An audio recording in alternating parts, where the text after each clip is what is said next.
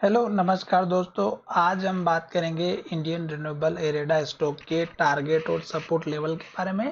साथ ही ये वीडियो आपके एजुकेशन के लिए है, बाय सेल की कोई एडवाइस नहीं है। फिर भी आप ट्रेड करते हैं तो अपने फाइनेंशियल एडवाइजर से कंसल्ट करें। और जो लोग इंट्राडे में काम करना चाहते हैं उनके लिए मैं मॉर्निंग में शॉर्ट वीडियो के माध्यम से बाय सेल की रिकमेंडेशन करता हूँ जो एजुकेशन के लिए लेवल होते हैं। तो वो वीडियो भी आप सुबह में चेकआउट कर सकते हैं। 4-5 वीडियो में अपलोड करता हूँ कि कौन कौन से स्टॉक बढ़ने वाले हैं, कौन से स्टॉक सेल आउट के लिए रहने वाले हैं। तो जो लोग इंट्राडे में काम करते हैं उनके लिए वो बहुत ही अच्छी बात है। आप उन वीडियो को सुबह मॉर्निंग में चेकआउट कर सकते हैं। 1 मिनट का शॉर्ट वीडियो होता है, आपको ज़्यादा टाइम नहीं लगेगा।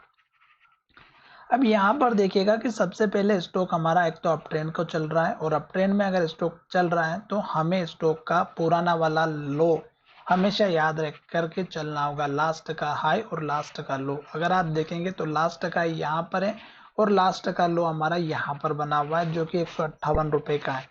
तो लास्ट का हाई और लास्ट का लो स्टॉप लॉस लेकर के जरूर चलिएगा, क्योंकि लास्ट का लो है हमारा 158 रुपए का, और लास्ट के हाई की अगर हम बात करते हैं तो स्टॉक का हाई है 192 का।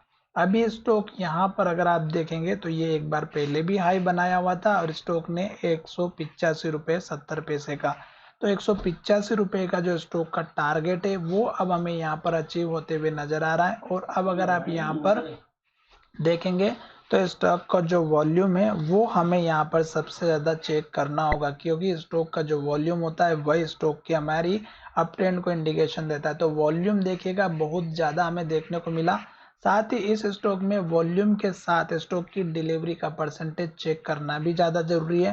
तो यहाँ पर हम किसी भी स्टॉक को NSE BSE की वेबसाइट पर जाकर के चेक करेंगे, और यहाँ पर हम देखेंगे कि स्टॉक का वॉल्यूम देखिएगा। यहाँ पर 35 लाख शेयर है, यहाँ पर ट्रेड हुए हैं 11 लाख शेयर, यानी कि 32% स्टॉक की डिलीवरी आई है। तो एक एवरेज डिलीवरी का परसेंटेज है, तो यहाँ पर एक हल्की फुल्की एक अप ट्रेंड देखने को मिल सकती है। अब ये तो हो गए स्टॉक के सपोर्ट लेवल की बात और स्टॉक के टारगेट की बात। अब हम यहाँ पर बात करेंगे उन लोगों के लिए जो यहाँ पर बड़े टारगेट के लिए बैठे हुए हैं। तो बड़े टारगेट को अगर आप लेकर के बैठे हैं लॉन्ग टर्म पोजीशन बना करके, तो आपको हमेशा से एटलीस्ट मंथली चार्ट या वीकली चार्ट दोनों में से एक का एनालिसिस करना बहुत जरूरी है।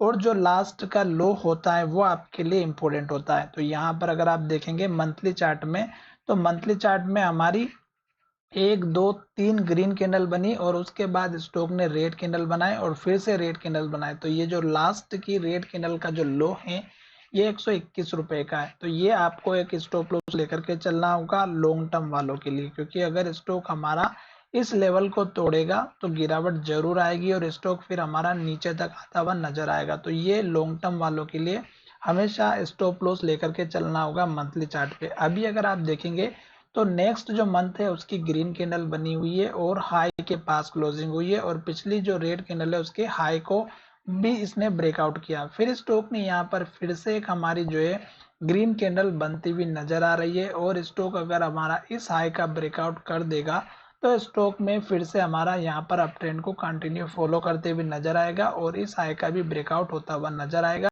जो यहाँ पर 214 का टारगेट है। तो मंथली चार्ट में आपका मिनिमम टारगेट 214 का रखना होगा। अगर आप वीकली चार्ट के बेसिस पर एनालिसिस करते हैं तो फिर आपके सपोर्ट और टारगेट डिफरेंट हो जाएंगे। तो यहाँ पर देखिएगा कि मंथली चार्ट और वीकली चार्ट में कितना डिफरेंस है। यहाँ पर अगर आप देखेंगे तो स्टॉक में जो वीकली चार्ट है वो यहाँ पर स्टॉप लॉस का काम कर रहा है, तो ये स्टॉप लॉस आपको लेकर के चलना है। वीकली चार्ट अभी हमारा कंप्लीट हुआ नहीं है, तो यहाँ पर जैसे ये वीकली का चार्ट कंप्लीट होता है तो आपको यहाँ पर पॉजिटिव अगर ग्रीन कैंडल मिलती है और इस हाई के ऊपर हाई बनता है, हाई के पास क्लोजिंग होती है, तो आपको बने रहना है। जैसे स्टॉक हमारा इस हाई का ब्रेकआउट करता है तो आपको नेक्स्ट टारगेट इस कैंडल के हाई का मिलेगा, जो हो सकता है कि नेक्स्ट वीक या उसके नेक्स्ट वीक में मिल जाए। और यहाँ पर आपको हाई के पास जब स्टॉक आता है तो आपको यहाँ पर चेक करना है कि स्टॉक की जो प्राइस है वो क्लोजिंग कहाँ पर दे रही है, इसके ऊपर दे रही है या इसके नीचे या इसके आसपास। तो ये वीकली चार्ट के बेसिस पर डिफरेंट एनालिसिस है।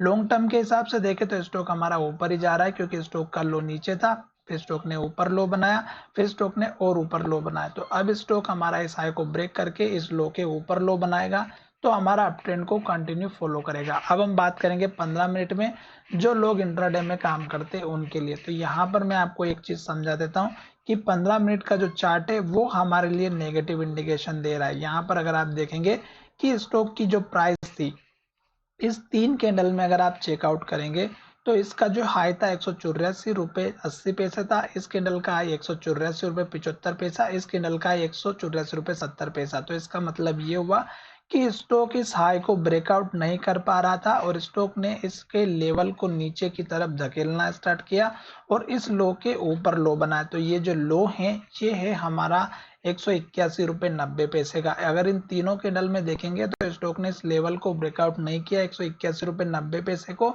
तो ये अब आपका स्टॉप लॉस सपोर्ट लेवल होगा लॉन्ग टर्म शॉर्ट टर्म में जो इंट्राडे में काम करते हैं उनके लिए।